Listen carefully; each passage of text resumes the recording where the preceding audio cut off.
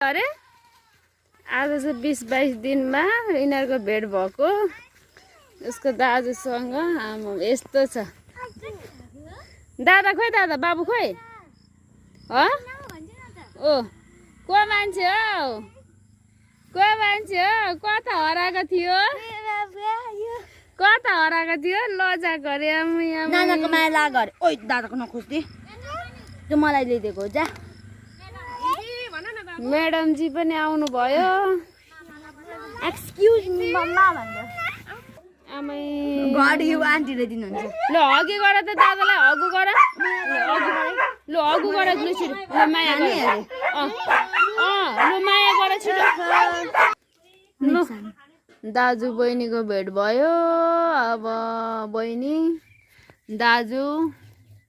यहाँ छ उसको बाबु चाहिँ आइसक्रिम खाँदैछन्